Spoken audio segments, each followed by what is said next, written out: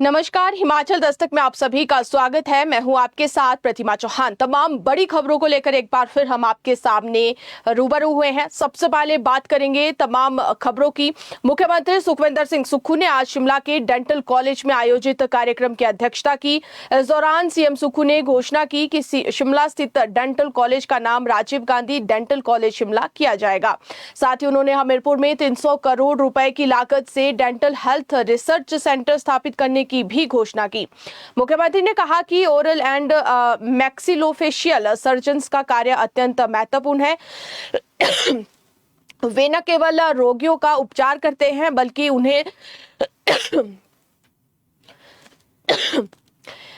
उन्हें आत्मविश्वास और बेहतर जीवन गुणवत्ता प्रदान करने में भी महत्वपूर्ण भूमिका निभाते हैं। उन्होंने कहा कि राज्य सरकार ने प्रदेश के चिकित्सकों के साथ संवाद स्थापित कर स्वास्थ्य क्षेत्र को मजबूत बनाने की दिशा में कई महत्वपूर्ण पहल की है। इसी तरह का एक कार्यक्रम डेंटल डॉक्टरों के साथ भी आयोजित किया जाएगा ताकि डेंटल कॉलेजों में लोगों को आधुनिक और उच्च स्तरीय स्वास्थ्य सुविधाएं उपलब्ध करवाई जा सकेगी।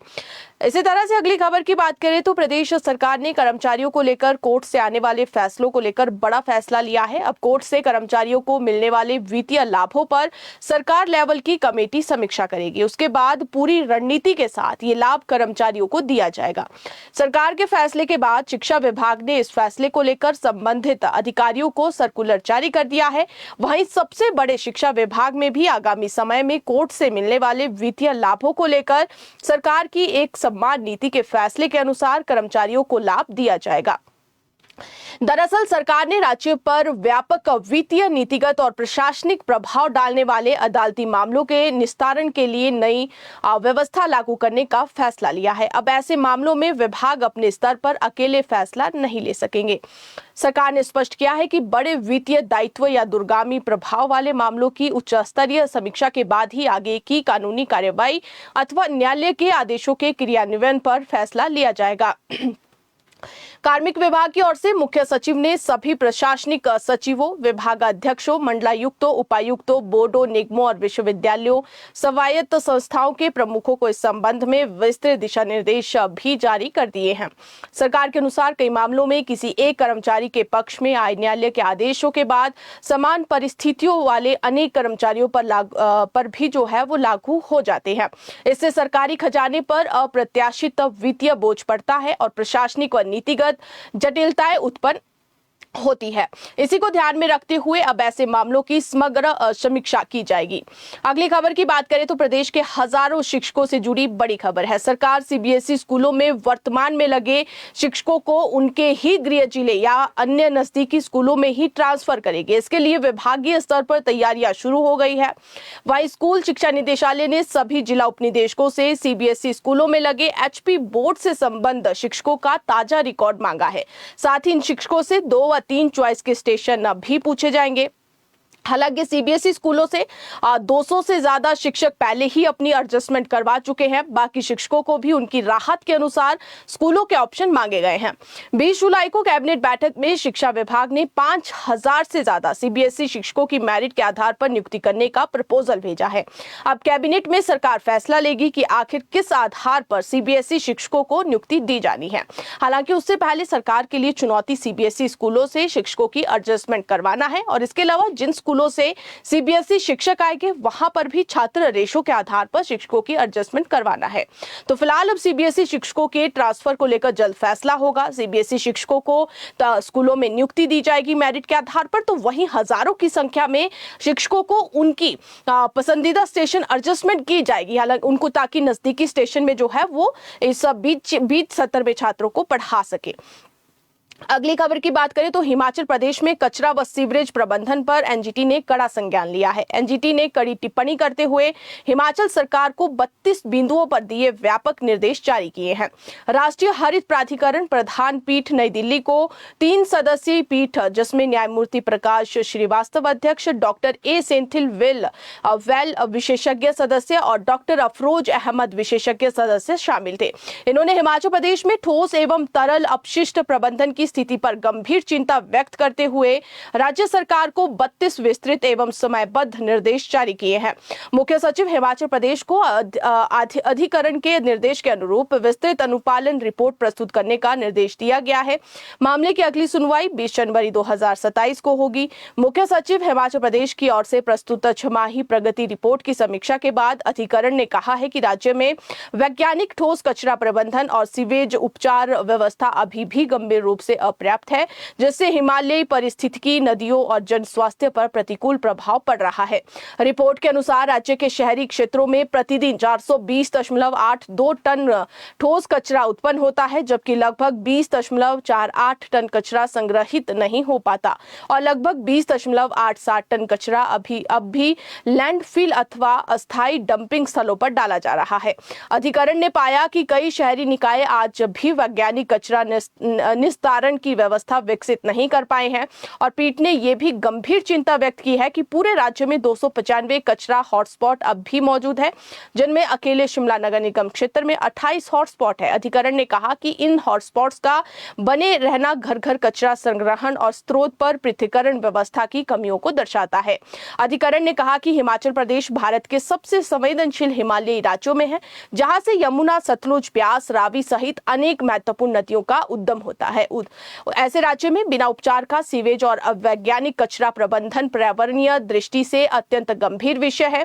एनजीटी ने राज्य सरकार को निर्देश दिया है कि सभी अस्थायी डंपिंग स्थलों को वैज्ञानिक अपशिष्ट प्रबंधन प्रणाली से जोड़ा जाए और शेष लीगेसी कचरे का समयबद्ध निस्तारण किया जाए। प्रत्येक जिले में मटेरियल रिकवरी फैसिलिटी, कंपोजिट एवं बायो सीएनजी जैसी व्यवस्थाओं का विस्तार करने को कहा है तथा ग्रामीण क्षेत्रों के लिए 4 सप्ताह के भीतर व्यापक ठोस अपशिष्ट प्रबंधन योजना तैयार करने के भी आदेश दिए गए हैं। माफ कीजिएगा, अगली खबर की बात करते हैं। प्रदेश सरकार ने आउटसोर्स कर्मचारियों की नियुक्ति और सेवाएं जारी रखने को लेकर नई गाइडलाइन जारी की है। यहां पर जो है वो गाइडलाइन जारी करते हुए सरकार ने स्पष्ट किया है कि आउटसोर्स केवल अस्थायी और आवश्यक आधारित व्यवस्था होगी। वित्त विभाग ने 13 अक्टूबर 2022 को जारी अपने पुराने आदेश को तत्काल प्रभाव से निरस्त कर नए निर्देश लागू कर दिए हैं। सरकार ने कहा है कि आउटसोर्स सेवाओं की व्यवस्था का उद्देश्य केवल नियमित भर्ती होने तक तत्काल कार्यात्मक जरूरतों का पूरा करना है और इसे स्थायी या नियमित सार्वजनिक रोजगार का माध्यम नहीं माना जाएगा। सरकार के नए निर्देश के अनुसार सर्वोच्च न्यायालय और हिमाचल प्रदेश उच्च न्यायालय के हालिया फैसलों और संविधान के अनुच्छेद 14, 16 और 21 के प्रावधानों को ध्यान में रखकर जारी किए गए हैं। वित्त विभाग ने यह भी पाया है कि कुछ विभागों में स्वीकृत पदों की तुलना में आवश्यकता से अधिक आउटसोर्स कर्मचारी लगाए गए हैं या ऐसे पदों पर भी आउटसोर्स कर्मचारियों की नियुक्ति की गई है जहां नियमित पद पहले से स्वीकृत और भरे हुए हैं। ऐसे मामलों की समीक्षा कर वास्तविक आवश्यकता के अनुसार कार्यवाही करने के आदेश दिए गए हैं। यानी कि अब प्रदेश के सरकारी विभागों में जितने भी आउटसोर्स कर्मचारियों की कर्मचारी लगे हैं, उन तमाम आउटसोर्स कर्मचारियों की नौकरी पर अब खतरा मंडराता दिख रहा है। विभागों में सरप्लस आउटसोर्स कर्मचारियों को हटाने की प्रक्रिया शुरू करने के जो निर्देश है वो सरकार ने जारी कर दिए हैं। तो ऐसे में अब प्रदेश के हजारों की संख्या में लगे आउटसोर्स कर्मचारियों के लिए सरकार के इन आदेशों से जरूर चिंता बढ़ सकती है, क्योंकि प्रदेश के सरकारी विभागों में सालों से ऐसे आउटसोर्स कर्मचारी लगे हैं जो कि सरकारी कामकाज को संभाल रहे हैं। जितने भी नियमित कर्मचारी इस समय सरकारी विभागों में हैं, उनके काम के बोझ को भी कम कर रहे हैं। अब सवाल ये खड़ा होता है, क्योंकि सीएम ये स्पष्ट रूप से कह चुके हैं कि आउटसोर्स के लिए पॉलिसी बनाई जाएगी और जितने भी आउटसोर्स कर्मचारी लगे हैं उन्हें उनकी जो सीनियरिटी है उसे देखा जाएगा और उनका भी एलडीआर परीक्षा की तर्ज पर एक एग्जाम करवाया जाएगा और उन्हें जो है वो नियमित किया जाएगा। अब देखना यह होगा कि आउटसोर्स कर्मचारियों को लेकर सरकार क्या नीति बनाती है या फिर सरकार के जो ये आदेश है, इन आदेशों के अनुसार जो है वो तमाम सभी डिपार्टमेंट में सरप्लस आउटसोर्स कर्मचारियों को निकाल दिया जाता है, क्योंकि ये जो आज के आदेश हुए हैं ये भी आउटसोर्स कर्मचारियों के लिए चिंताजनक है। दूसरी तरफ से जो सीएम ये कह चुके हैं कि आउटसोर्स के लिए राहत आने वाले समय में सरकार देगी, उनके लिए पॉलिसी बनाएगी। तो अब इन दोनों चीजों को लेकर जो है वो आने वाला समय बताएगा कि आखिरकार अब आउटसोर्स कर्मचारियों का भविष्य क्या होगा। फिलहाल हम अगली खबर की बात करते हैं। हिमाचल प्रदेश पेंशनर संयुक्त संघर्ष समिति का प्रतिनिधि मंडल आज मुख्यमंत्री सुखविंदर सिंह सुक्खू से मिला। इस दौरान पेंशनर्स ने 1 जनवरी 2016 के पूर्व सेवानिवृत्त हुए पेंशनर्स की 250 करोड़ की देनदारियां अदा करने, पेंशनरों के लंबित पड़े 131 करोड़ के चिकित्सा बिलों की अदायगी, एचआरटीसी के पेंशनधारियों को अलग अलग से चिकित्सा बिलों के लिए 20 करोड़ जारी करने और हर महीने पेंशन भुगतान सुनिश्चित करने की मांग रखी। पेंशनरों ने मुख्यमंत्री से आग्रह किया कि 13 मई 2026 को उनके साथ बैठक में बनी सहमति के अनुसार 1 जनवरी 2016 से 31 जनवरी 2022 के मध्य रिटायर्ड हुए पेंशनर्स को 40% की अधिसूचना 31 जुलाई से पहले जारी कर दी जाए। डीए की 15% की किश्तों व बकाया राशियों को 15 अगस्त को घोषणा करने की मांग उठाई गई। इसके अलावा कॉर्पोरेट सेक्टर के 17 बोर्ड व निगमों के प्रतिनिधियों के साथ अलग से मीटिंग करने और सभी मामलों पर जेसीसी की बैठक का आयोजन करने का आग्रह भी किया गया। पेंशनर्स ने बताया कि हिमाचल प्रदेश संयुक्त संघर्ष समिति का वार्षिक अधिवेशन 8 अगस्त को कांगड़ा जिला के शाहपुर में आयोजित किया जा रहा है और इस कार्यक्रम में सीएम को बुलाने का भी प्रयास किया जाएगा। अगली खबर की बात करें तो लोक निर्माण विभाग के मिनिस्ट्रियल स्टाफ एसोसिएशन के प्रतिनिधि मंडल ने आज लोक निर्माण मंत्री विक्रमादित्य सिंह से शिमला में मुलाकात की।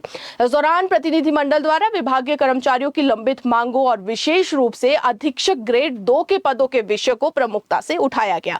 विक्रमादित्य सिंह ने प्रतिनिधिमंडल को आश्वस्त किया कि अधीक्षक ग्रेड 2 का कोई भी पद समाप्त नहीं किया जाएगा और इन पदों की विभागीय पदोन्नति समिति की बैठक शीघ्र आयोजित कर उन्हें पदोन्नतियां की जाएगी। आपको बता दें तो प्रतिनिधिमंडल पिछले कल राज्य अध्यक्ष लेखराज, राज्य महासचिव लेखराज शर्मा, स्टेट कोऑर्डिनेटर आशा किमटा व कई अन्य पदाधिकारियों के साथ मुख्यमंत्री से भी मिला था, जिन्होंने भी ये आश्वासन दिया था कि अधीक्षक ग्रेड 2 के किसी भी पद को समाप्त नहीं किया जाएगा। अगली खबर की बात करें तो प्रदेश के सरकारी कार्यालयों में 5 डे वीक लागू करने की मांग तेज हो गई है। सचिवालय सेवाएं कर्मचारी संगठन ने मुख्यमंत्री सुखविंदर सिंह सुक्खू से मुलाकात कर ये मांग उठाई है। संगठन का कहना है कि सप्ताह में 2 दिन अवकाश मिलने से कर्मचारियों की कार्यक्षमता बढ़ेगी, तनाव कम होगा, मानसिक स्वास्थ्य में सुधार होगा और सरकार को सालाना करीब 100 करोड़ रुपए की बचत भी होगी। सरकारी गाड़ियां कम चलेगी, कार्यालयों में बिजली सहित अन्य उपकरण भी कम चलेंगे। हिमाचल सचिवालय कर्मचारी सेवाएं संघ के अध्यक्ष राजेंद्र सिंह मियां ने बताया कि मुख्यमंत्री ने पहले भी इस मांग पर सकारात्मक विचार करने का आश्वासन दिया है। कर्मचारी सप्ताह में 5 दिन प्रतिदिन 1 घंटा अतिरिक्त कार्य करने के लिए भी तैयार है और कर्मचारियों का कहना है कि देश के 5 राज्यों में 5 डे वीक की व्यवस्था लागू है और अगर हिमाचल प्रदेश में भी 5 डे वीक को लागू किया जाता है तो इससे जो है वो प्रदेश की आर्थिक स्थिति में काफी जो मदद है सुधार में वो मिलेगी। अगली खबर की बात करें तो हिमाचल प्रदेश सरकार को सुप्रीम कोर्ट से आज बड़ी जीत मिली है। पीईटी भर्ती को लेकर सुप्रीम कोर्ट ने आज बड़ा फैसला सुनाया है। 1 साल की सीपीईडी का कोर्स करने वाले अभ्यर्थी अब पीईटी भर्ती से बाहर होंगे। सुप्रीम कोर्ट ने पीईटी भर्ती के खिलाफ दायर एसएलपी आज खारिज कर दी है। 870 पीईटी के पदों को लेकर बैच वाइज काउंसलिंग प्रक्रिया भी पूरी हो चुकी है। अब सुप्रीम कोर्ट के फैसले के बाद जल्द रिजल्ट घोषित होगा। आपको बता दें तो पीईटी भर्ती के लिए 2 साल की बीपीएड और 3 साल की डीपीई डिग्री मान्य है और इसी के आधार पर जो है अब वो पीईटी का बैच वाइज भर्ती का जो रिजल्ट है वो घोषित किया जाएगा। उधर राज्य स्तरीय चतुर्थ श्रेणी कर्मचारी महासंघ शिक्षा विभाग हिमाचल ने आज अपनी मांगों को लेकर मंडी जिला के डीसी के माध्यम से मुख्यमंत्री सुखविंदर सिंह सुक्खू को एक ज्ञापन सौंपा। इस ज्ञापन में शिक्षा विभाग के सभी चतुर्थ श्रेणी कर्मचारियों की सेवानिवृत्ति आयु 58 वर्ष से बढ़ाकर 60 वर्ष करने की मांग की गई। महासंघ ने बताया कि वर्ष 2018 में जारी एक अधिसूचना के तहत 10 मई 2001 के बाद नियुक्त चतुर्थ श्रेणी कर्मचारियों की सेवानिवृत्ति आयु 58 वर्ष निर्धारित की गई थी। कर्मचारियों ने इस फैसले को हिमाचल प्रदेश उच्च न्यायालय में चुनौती दी थी। उच्च न्यायालय ने 28 मई 2024 को अपने फैसले में इस अधिसूचना को रद्द कर दिया था और न्यायालय ने कहा था कि चतुर्थ श्रेणी कर्मचारी एक सम्मान वर्ग है और उनकी सेवानिवृत्ति आयु में भेदभाव नहीं किया जा सकता। उच्च न्यायालय ने 58 वर्ष की आयु में सेवानिवृत्त किए गए कर्मचारियों को 60 वर्ष तक सेवा का अवसर और संबंधित वित्तीय लाभ देने के भी निर्देश दिए थे। राज्य सरकार ने इस फैसले के विरुद्ध सर्वोच्च न्यायालय में विशेष अनुमति याचिका की थी। हालांकि सर्वोच्च न्यायालय ने 13 जुलाई 2026 को इस एसएलपी को खारिज करते हुए उच्च न्यायालय के फैसले को बरकरार रखा। महासंघ ने कहा कि न्यायालय के फैसले के बाद अब सरकार को बिना किसी देरी के सभी चतुर्थ श्रेणी कर्मचारियों की सेवानिवृत्ति आयु 60 वर्ष करने संबंधित जो आदेश है वो जारी करने चाहिए। उन्होंने उम्मीद जताई कि मुख्यमंत्री कर्मचारियों की इस लंबित मांग पर सकारात्मक फैसला लेंगे और सभी विभागों में समान रूप से 60 वर्ष की सेवानिवृत्ति आयु को लागू करेंगे। अगली खबर की बात करें तो शिक्षा विभाग ने 12 टीजीटी शिक्षकों को बड़ी राहत दी है। इन शिक्षकों को 2 साल की नियमित सेवा पूरी करने के बाद उच्च वेतनमान का लाभ देने के आदेश जारी किए गए हैं। शिक्षा निदेशालय की ओर से जुलाई 2026 में जारी कार्यालय आदेश में कहा गया है कि इन शिक्षकों को ये लाभ हाईकोर्ट के मोहिल शर्मा मामले में दिए गए फैसले की तर्ज पर दिया जाएगा। शिक्षा निदेशालय के अनुसार संबंधित टीजीटी शिक्षकों की नियुक्ति वर्ष 2019, 20 और 21 में अनुबंध आधार पर हुई थी और इसके बाद सरकार के नियमों के अनुसार इन शिक्षकों को निर्धारित अवधि की सेवा पूरी करने के बाद नियमित किया गया। शिक्षकों ने हाईकोर्ट में याचिकाएं दायर कर नियमित सेवा के 2 साल पूरे होने के बाद उच्च वेतनमान का लाभ देने की मांग की थी। शिक्षा निदेशालय ने अब संबंधित डीडीओ को निर्देश दिए हैं कि शिक्षकों का वेतन संबंधित पे मैट्रिक्स लेवल में उच्च वेतन स्तर पर तय किया जाए और इसके साथ ही वित्त विभाग के समय समय पर जारी निर्देश के अनुसार बकाया एरियर भी जारी करने को कहा गया है। अगली खबर की बात करें तो हाईकोर्ट ने शिक्षा विभाग के कर्मचारियों के तबादले को लेकर महत्वपूर्ण फैसला सुनाया है। मुख्य न्यायाधीश गुरमीत सिंह संधावालिया और न्यायाधीश बिपिन चंद्र नेगी की खंडपीठ ने स्पष्ट किया है कि एक ही दायरे के भीतर बार बार तबादला करवाकर एक ही इलाके में जमे रहने वाले शिक्षकों के कुल कार्यकाल को जोड़ना प्रशासनिक रूप से बिल्कुल सही है। अदालत ने साफ किया कि दूर दराज और ग्रामीण क्षेत्रों में खाली पदों को भरने और बेहतर प्रशासनिक व्यवस्था के लिए कर्मचारियों के पिछले सेवाकाल को जोड़कर उनका तबादला करना पूरी तरह से तर्कसंगत और सही है। खंडपीठ ने मामले के तथ्यों और शिक्षा विभाग के नियमों की जांच करने के बाद अदालत ने पाया कि याचिकाकर्ता पिछले 10 वर्षों से केवल जिला सिरमौर के भीतर ही अलग अलग स्टेशनों पर सेवाएं दे रहा था। वो पांवटा साहिब, अजोली और शिवपुर जैसे स्टेशनों पर महज 8 से 10 किलोमीटर के दायरे में ही घूमता रहा। अदालत ने शिक्षा विभाग के 27 अक्टूबर 2023 के उस कार्यालय ज्ञापन को सही ठहराया जिसके तहत 30 किलोमीटर के दायरे के भीतर बिताए गए समय को एक ही स्टेशन का ठहराव मानकर कुल कार्यकाल की गणना की जाती है। अगली खबर की बात करें तो हिमाचल प्रदेश और पंजाब में क्रिप्टो करेंसी के नाम पर बड़े पैमाने पर निवेशकों से ठगी करने के मामले में ईडी ने 3 और आरोपियों को गिरफ्तार किया है। ईडी की शिमला उप क्षेत्रीय इकाई ने धन शोधन निवारण अधिनियम के तहत मिलन गर्ग, सुखदेव ठाकुर और अभिषेक शर्मा को गिरफ्तार किया है। मिलन गर्ग यूपी के मेरठ जबकि सुखदेव ठाकुर मंडी और अभिषेक शर्मा ऊना का रहने वाला है। तीनों पहले से ही एक अन्य मामले में न्यायिक हिरासत में थे। ईडी ने विशेष वारंट के माध्यम से इन्हें अपनी हिरासत में लेकर गिरफ्तार किया। विशेष धन शोधन निवारण न्यायालय शिमला ने तीनों को 12 दिन की ईडी हिरासत में भेज दिया है। अगली खबर की बात करें तो कांगड़ा के फास्ट ट्रैक पॉक्सो कोर्ट ने नाबालिग से दुष्कर्म के मामले में आरोपी को दोषी करार देते हुए 20 वर्ष के कठोर कारावास की सजा सुनाई है। साथ ही अदालत ने दोषी पर 15,000 रुपए का जुर्माना भी लगाया है। महिला थाना धर्मशाला में 9 अप्रैल 2025 को एक प्राथमिकी दर्ज की गई थी। पीड़िता ने अपनी शिकायत में बताया था कि रिश्ते में चाचा लगने वाला व्यक्ति लंबे समय से उसे डरा धमका रहा था और उसकी इच्छा के विरुद्ध लगातार शारीरिक संबंध बना रहा था। आरोपी ने पीड़िता को इस घिनौनी हरकत की जानकारी किसी को भी देने पर उसे और उसके पूरे परिवार को जान से मारने की धमकी दी थी और इसी डर के कारण पीड़िता चुप रही। लेकिन बाद में जब उसके गर्भवती होने का पता चला और उसने एक बच्चे को जन्म दिया तब जाकर ये मामला पुलिस के संज्ञान में आया और पुलिस ने आरोपी के खिलाफ बीएनएस की धारा 64 एवं 351 तथा पॉक्सो अधिनियम की धारा 6 के तहत अदालत में आरोप पत्र प्रस्तुत किया। अदालत ने सभी साक्ष्यों, वैज्ञानिक प्रमाणों और गवाहों के बयानों का गहन अवलोकन करने के बाद आरोपी को पॉक्सो अधिनियम की धारा 6 के तहत दोषी पाते हुए 20 वर्ष के कठोर कारावास और जुर्माने की सजा सुनाई है। अगली खबर की बात करें तो सोलन में पेशी के बाद एक कैदी और 2 पुलिस जवानों को लेकर नाहन लौट रही एक निजी गाड़ी ने बीती शाम निहोग के समीप सड़क किनारे बैठी एक महिला को जोरदार टक्कर मार दी। टक्कर इतनी भीषण थी कि महिला गंभीर रूप से घायल हो गई। उसके बाद वाहन सड़क किनारे बने पैराफिट से जाकर टकराया। घायल महिला को तुरंत doctor YS Parmar medical college और अस्पताल अस्पताल नाहन पहुंचाया गया, जहां चिकित्सकों ने उसे मृत घोषित कर दिया। मृतका की पहचान 45 वर्षीय बाला देवी पत्नी यशपाल निवासी गांव निहोग व तहसील नाहन के रूप में हुई है। हादसे के बाद वाहन में सवार कैदी को सुरक्षित सेंट्रल जेल नाहन पहुंचा दिया गया है, जबकि दोनों पुलिस जवानों का मेडिकल करवाया गया। घटना सूचना मिलते ही मृतका के परिजन और स्थानीय लोग मेडिकल कॉलेज पहुंच गए, जहां कुछ समय के लिए आक्रोश का माहौल रहा। मामले की गंभीरता को देखते हुए एएसपी सिरमौर योगेश रोल्टा भी मेडिकल कॉलेज पहुंचे और परिजनों से मुलाकात कर उन्हें निष्पक्ष और पारदर्शी जांच करने का भरोसा दिया। अब बात करते हैं हिमाचल प्रदेश की बड़ी खबर की। तो जो हमारे तमाम यहाँ पर इस समय जितने भी हिमाचल दस्तक को देखने वाले दर्शक जुड़े हैं, उनके लिए काफी महत्वपूर्ण खबर है, क्योंकि हिमाचल प्रदेश में मानसून का जो समय है वो पीक टाइम पर है और ऐसे में सभी को अलर्ट रहने की जरूरत है। मौसम विभाग की ओर से भी आज एडवाइजरी जारी की गई है। आपको बताते हैं कि कहां पर कौन सा अलर्ट जारी किया गया है और किस तरीके की एहतियातन कदम उठाने को कहा गया है। हिमाचल प्रदेश में 19 से 24 जुलाई तक मौसम का अलर्ट जारी किया गया है। मौसम विभाग द्वारा 18 जुलाई यानी कि आज चंबा, मंडी और कांगड़ा में भारी बारिश का येलो अलर्ट है और इसके अलावा कुल्लू में भी मध्यम से भारी बारिश की संभावना जताई गई है। कल यानी कि 19 जुलाई को शिमला, मंडी और कांगड़ा में भारी से बहुत भारी बारिश का ऑरेंज अलर्ट जारी किया गया है। वहीं हमीरपुर, चंबा, कुल्लू, सिरमौर, सोलन, ऊना और बिलासपुर में भी भारी बारिश का येलो अलर्ट जारी किया गया है। और इसी तरह से 20 जुलाई की बात करें तो 20 जुलाई को चंबा, सिरमौर, मंडी और कांगड़ा में बहुत भारी से भारी बारिश का ऑरेंज अलर्ट जारी किया गया है।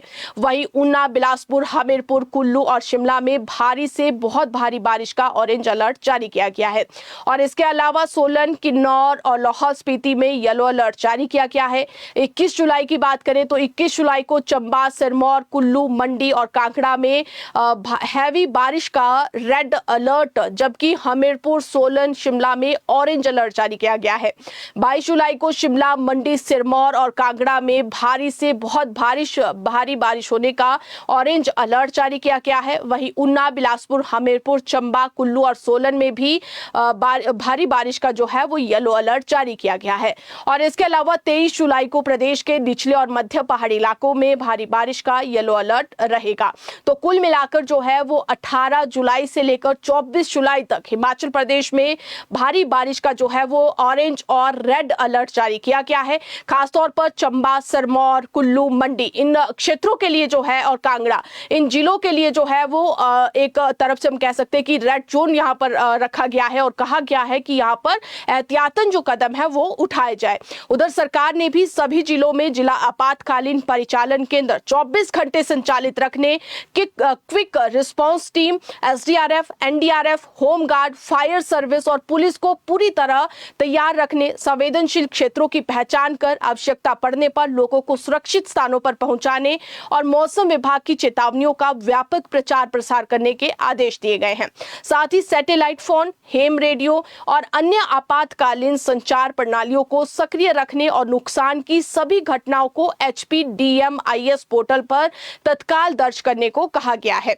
विभिन्न विभागों को भी विशेष जिम्मेवारियां सौंपी गई है। लोक निर्माण विभाग को संवेदनशील सड़कों पर जेसीबी और अन्य मशीनरी तैनात रखने, पुलिस को जोखिम वाले मार्गों पर यातायात नियंत्रित करने, जल शक्ति विभाग को पेयजल योजनाओं की सुरक्षा, बिजली बोर्ड को बिजली बहाली दल तैयार रखने और स्वास्थ्य विभाग को एम्बुलेंस, मेडिकल टीम और दवाइयों की उपलब्धता सुनिश्चित करने और शिक्षा विभाग को जिला प्रशासन से समन्वय कर शिक्षण संस्थानों पर फैसला लेने के निर्देश दिए गए हैं। पर्यटन विभाग को पर्यटकों के लिए एडवाइजरी जारी करने और परिवहन विभाग को संवेदनशील मार्गों से बचने की सलाह देने को भी कहा गया है। राज्य सरकार ने आम लोगों से अपील की है कि भारी बारिश के दौरान अनावश्यक यात्रा से बचे, नदियों, नालों और भूस्खलन संभावित ढलानों से दूर रहे, जलमग्न सड़कों और पुलों को पार करने का प्रयास न करें और केवल मौसम विभाग और जिला प्रशासन द्वारा जारी आधिकारिक एडवाइजरी का पालन करने को कहा गया है। किसी भी आपात स्थिति में राज्य आपदा हेल्पलाइन 1070 और जिला आपातकालीन तत्कालीन हेल्पलाइन 1077 पर संपर्क करने की सलाह दी गई है। उधर चंबा की बात करें तो चंबा में बारिश के चलते चुवाड़ी भराड़ी सड़क पर गाहर दाघट्टू क्षेत्र में भी आज का भारी भूस्खलन हुआ है और भूस्खलन से सड़क का एक बड़ा हिस्सा धंस गया, जिससे यातायात बाधित रहा। तो कुल मिलाकर जो है वो 18 से 24 जुलाई तक हिमाचल प्रदेश में बारिश का येलो, ऑरेंज और रेड अलर्ट जारी किया गया है। 21 और 22 को अधिकतर जिलों में जो है वो रेड अलर्ट जारी किया गया है। तो ऐसे में अब यहां पर सरकार ने आज यह डायरेक्शन सभी डीसीज को दी है। सभी डीसी को अलर्ट रहने के लिए कहा गया है। हालांकि हमारी भी बात कई डीसी से हुई, जैसे कि आप मंडी की अगर बात करें तो क्योंकि पिछले साल मंडी में मानसून में जो तबाही हुई थी, उस तबाही के मद्देनजर जो है वो मंडी डीसी ने जब हमसे बात हुई तो मंडी के डीसी ने कहा कि अभी जो है वो तमाम पूरी तैयारियां कर ली गई है। स्कूलों को बंद करना है या नहीं करना है, इस पर कल फैसला होगा। और इसके अलावा कांगड़ा की बात करें तो कल कांगड़ा के शिक्षण संस्थानों को लेकर भी फैसला होगा, क्योंकि सरकार ने आज स्पष्ट रूप से सभी डीसीज को ये आदेश दिए हैं कि जिन जिन जिलों में रेड अलर्ट जारी किया गया है वहां पर तमाम सभी शिक्षण संस्थानों को बंद रखा जाए। और बड़ी बात यह है कि इस बार जो है जिन शिक्षण संस्थानों को बंद किया जाएगा वहां पर शिक्षकों को भी अवकाश होगा। तो कल जो है वो तमाम सभी शिक्षण संस्थानों को लेकर फैसला हो जाएगा कि बरसात और मानसून की चेतावनी को लेकर जो है वो कहां-कहां पर स्कूल बंद होने हैं। लेकिन जो एक बड़ी बात यह है, क्योंकि सिरमौर, कांगड़ा, मंडी और चंबा इन जिलों में यह तय है कि यहां पर सोमवार और 21 और 22 जुलाई यानी कि सोमवार और मंगलवार को स्कूल बंद रहने की संभावना है, क्योंकि ये आदेश सरकार ने तमाम डीसीज को दिए हैं। हालांकि डीसी का आज ये कहना है कि वो इस तरह के आदेश जो है आधिकारिक तौर पर कल शाम को मौसम के हाल के अनुसार जो है वो जारी करेंगे। तो फिलहाल तमाम सभी लोगों से ये अपील है कि आप बरसात के इस मौसम में अपना ध्यान जरूर रखें। मानसून है, कहीं भी घूमने जाने की जो जरूरत है फिलहाल इस नदी नालों की तरफ या फिर जो ऐसे पहाड़ी क्षेत्र है जहां पर भूस्खलन का खतरा रहता है, तो फिलहाल कुछ समय के लिए आप घर पर रहे, सुरक्षित रहे। तो अभी के लिए दीजिए इजाजत। देखते और पढ़ते रहिए हिमाचल दस्तक। नमस्कार।